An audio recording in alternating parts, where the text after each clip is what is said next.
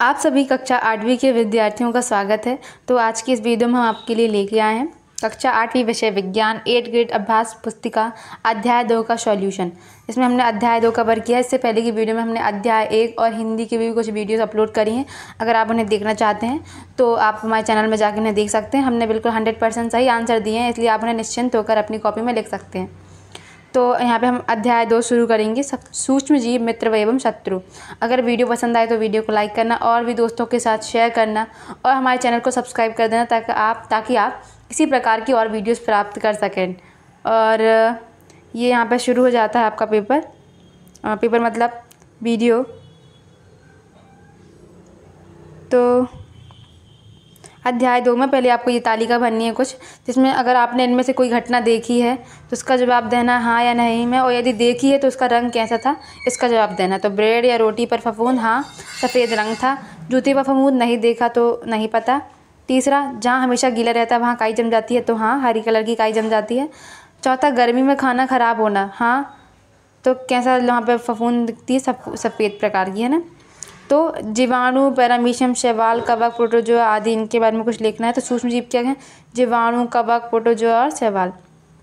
Box में लिखने के पश्चात जो शब्द शेष रह गए उन्हें यहाँ लिखिए। पैरामीशियम, यीस्ट, स्ट्रेप्टोमाइसिन, इनके बारे में आपके विचार यहाँ लिखिए। ये विषाणु हैं, ठीक है, ये सूक्ष्म जीव, ये विषाणु। प्रश्न पहला है, यहाँ पे आ जाता है, दिए गए शब्दों में से चुनकर रिक्त स्थानों की पूर्ति कीजिए। पहला, जुकाम, फ्लू एवं खांसी अधिकतर खालिस्तान द्वारा होते हैं, तो विषाणु के द्वारा होते हैं। दूध को पाश्चुरीकृत करने के लिए 70 डिग्री सेल्सियस, जी हाँ गाइस यहाँ पे 70 डिग्री सेल्सियस है, ताप पर 15 से 30 सेकेंड के लिए गर्म करते हैं। तीसरा है, यीस्ट तीव्रता से जनन करके श्वसन के दौरान खालिस्तान उत्पादित करते हैं, तो कार्बन डाइऑक्साइड CO2। चौथा है, सूक्ष्म जीवों को मुख्यतः जीवाणु, कवक, प्रोटोजोआ तथा शैवाल वर्ग में बांटा गया है। पाँचवा, डेंगू के वायरस का वाहक खालिस्तान है मादा एडीज। यहाँ पे आपको जो ऑप्शन दिए गए वहाँ पे देख लेना आप, मादा एडीज मच्छर है। फिर प्रश्न दूसरा है, सही विकल्प के आगे टिक का निशान लगाना है। तो प्रश्न दूसरा, पहला, एक बर्तन में मैदा, थोड़ी सी चीनी, एक चुटकी यीस्ट पाउडर मिला के गूँथ लें। 2 घंटे पश्चात यीस्ट के जनन का श्वसन के कारण क्या हो जाता है? आटा फूल जाता है, फर्मेंट हो जाता है ना, आपने भी देखा होगा अपने घरों में, ठीक है। दूसरा, एड्स किसी संक्रमित व्यक्ति से दूसरे स्वस्थ व्यक्ति में किसके जरिए फैल सकता है? तो पीड़ित के द्वारा रक्तदान से, तो ये बी ऑप्शन सही है। फिर जैम, जेली एवं स्क्वैश का परीक्षण किया जाता है, तो चीनी के द्वारा, है ना।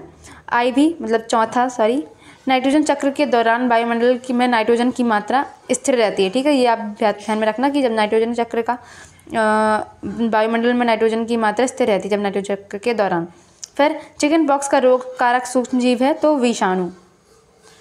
अति लघु उत्तरीय प्रश्न में आ जाते हैं। यहाँ पे जंतुओं तथा पौधों में सूक्ष्म जीवों द्वारा होने वाले दो रोगों के नाम लिखिए।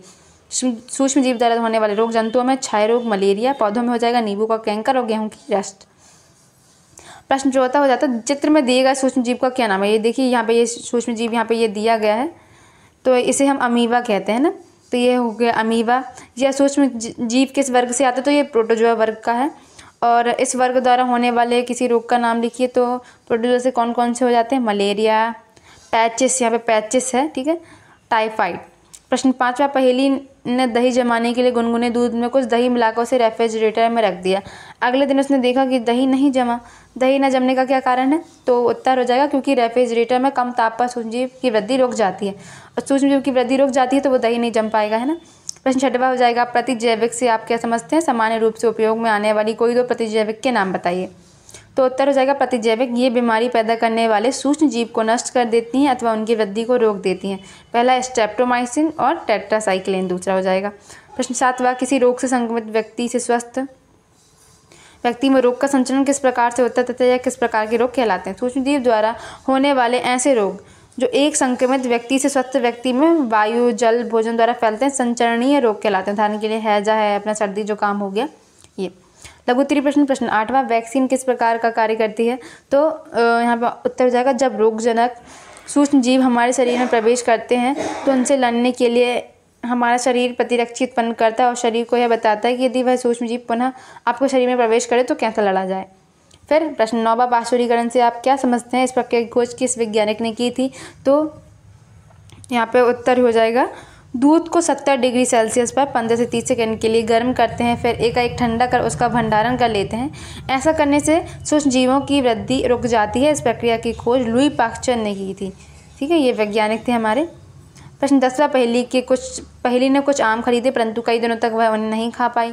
बाद में उसने देखा कि वे सड़ गए, परंतु वह जानती कि उसकी दादी द्वारा बनाया गया आम का अचार काफ़ी समय तक संदूषित नहीं होता है। निम्न प्रश्नों के उत्तर दीजिए। आम का अचार काफ़ी समय तक संदूषित क्यों नहीं होता? तो उत्तर हो जाएगा, अचार में नमक का उपयोग से आम का अचार लंबे समय तक संदूषित नहीं होता है। ठीक है। दूसरा हो जाएगा, आपके घरों में दादी मम्मी द्वारा किन किन खाद्य सामग्रियों को सूक्ष्म जीवों से बचा कर रखा जाता है? तो भोजन, सब्जी, आम, संतरा, ब्रेड और जो भी आपको ऑप्शन समझ में आए तो आप लिख सकते हैं। ठीक है। प्रश्न 30वां, चीनी के उपयोग द्वारा किन किन खाद्य पदार्थों को लंबे समय तक सुरक्षित रखा जाता है? तो जैम, जेली एवं स्क्वैश का परीक्षण चीनी द्वारा किया जाता है। ओके, फिर प्रश्न 11वां, हमें बिना ढके भोजन को खाने से क्यों बचना चाहिए? ये हमारा द्वितीय प्रश्न है। तो सूक्ष्म जीवों द्वारा संदूषित भोजन करने से, यहाँ पे आ जाइए। ठीक है, सूक्ष्म जीवों द्वारा संदूषित भोजन करने से खाद्य विषाक्त तो हो जाता है। हमारे भोजन में उत्पन्न होने वाले सूक्ष्म जीव कभी कभी विषैले पदार्थ उत्पन्न करते हैं या भोजन को विषाक्त बना देते हैं, जिसके सेवन से व्यक्ति भयंकर रूप से रोगी हो सकता है, मृत्यु भी हो सकती है। अतः यह आवश्यक है कि हम भोजन को संदूषित होने से बचाएं, उन्हें ढक कर रखें, है ना। प्रश्न 12वां, पौधों के में सूक्ष्म जीवों द्वारा होने वाले कुछ सामान्य रोगों के नाम तथा उनका संचरण का तरीका लिखिए। ये लघुत्तरीय प्रश्न थे, है ना गाइस। तो पादप रोग, सूक्ष्म जीव, संचरण का तरीका। नींबू का कैंकर जीवाणु के द्वारा होता है, ये वायु के माध्यम से होता है। गेहूं का रस्ट कवक के द्वारा होता है और वे वायु एवं बीज। फिर पादप रोग, भिंडी पीत रोग हो जाता है। तो ये किसके द्वारा होता है? वायरस के द्वारा। और संचरण किसके द्वारा होता है? कीट के द्वारा। फिर द्वितीय प्रश्न, नाइट्रोजन चक्र को आरेख द्वारा प्रदर्शित करना है। तो ये है हमारा नाइट्रोजन चक्र। ठीक है, तो इसको आरेख द्वारा प्रदर्शित किया गया है। ये वायुमंडलीय नाइट्रोजन। ठीक है, तड़ित द्वारा नाइट्रोजन स्थिरीकरण। वायुमंडलीय नाइट्रोजन का जीवाणु में नीले हरे से द्वारा स्थिरीकरण। जीवाणु द्वारा स्थिर नाइट्रोजन को नाइट्रोजन यौगिक में परिवर्तित करना।